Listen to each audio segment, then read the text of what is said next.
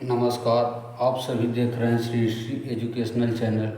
अगर सृष्टि एजुकेशनल पहली बार देख रहे हैं तो इस चैनल को लाइक और सब्सक्राइब ज़रूर करें। लाइक और सब्सक्राइब करने में पैसा नहीं लगता है, इसलिए सब्सक्राइब करने से जो भी पहले कोई भी अपडेट होगा सबसे पहले आपको पास पहुंचेगा, इसलिए इस चैनल को सब्सक्राइब ज़रूर करें। बीपीएससी टीआरई 3 का कल विज्ञापन देर रात जारी कर दिया गया। उसमें सीट नहीं दर्शाया गया है, जबकि हमारे एनआईएएस डीएलएड अभ्यर्थियों को फिर से बाहर का रास्ता दिखना पड़ा है। वो 5 नंबर पर जा कर के आप उसमें देख सकते हैं।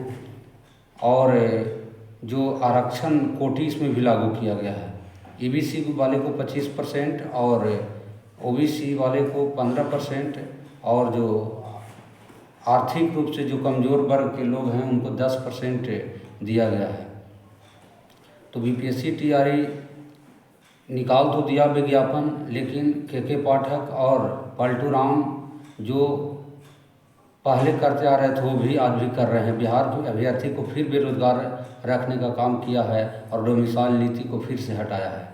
और डोमिसाइल नीति के साथ साथ जो एनआईएस बहुत सारे गरीब बच्चे एनआईएस डीएलएड कर चुके थे उनका फिर से बाहर किया है। एक लाइन ये नहीं दर्शाया कि जो कोर्ट में रिव्यू पटिशन डाला गया है उसके अनुसार अगर हार या जीत होगी, अगर जीत होगी तो रखेंगे और हार होगा तो आप लोग को बाहर कर देंगे। ऐसा ना कर करके और फिर उन्होंने गरीब के हकमारी की है। और पिछले बार तो आप लोग सभी ने सुने थे कि प्रधानमंत्री बनने के चक्कर में नीतीश कुमार जी जो डोमिसाइल नीति को बीच में हटाया था। 10 दिन फॉर्म अप्लाई करवा दिया था, उसके बाद बीच में हटाया था।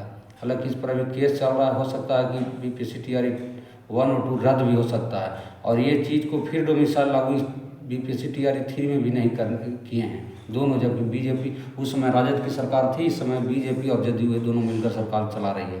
तो हमारे माननीय मुख्यमंत्री जी बहुत न्याय कर रहे हैं, हमारे गरीब बच्चों के साथ बहुत अन्याय कर रहे हैं, जो ऐसे होनी नहीं चाहिए।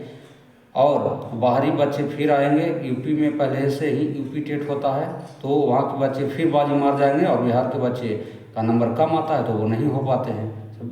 जितना भी बीपीएससी टीआरई 1 और टीआरई 2 में देखा जाए तो कहीं भी पूछा जाए तो हर विद्यालय में यूपी, पश्चिम बंगाल, उत्तराखंड जैसे कई राज्यों, उड़ीसा, इस तरह के कई राज्यों से आकर के हमारे बिहार में शिक्षक हो गए हैं। लेकिन बिहार के अभ्यर्थी दूसरे जगह जाकर के मजदूरी कर रहे हैं, फिर भी हमारी सरकार को शर्म नहीं आती। और इस तरह से फिर जो विज्ञापन निकाला है सेम पिछले बार की ही तरह निकाला है। एक और न्यूज़ है इसमें कि अपॉइंटमेंट जो 3 था उसे बढ़ा करके 5 कर दिया गया है। तो जबकि इसकी बाध्यता जो है हटा देनी चाहिए, इस पर काम हो रही है। सभी विद्यार्थी एक होकर के इस पर आवाज़ उठाएं, नहीं तो 3 और 5 बार के बाद जो सीटेट, बीटेट, एस्टेट और क्वालिफाइड करके ये कागज़ का टुकड़ा बन के रह जाएगा।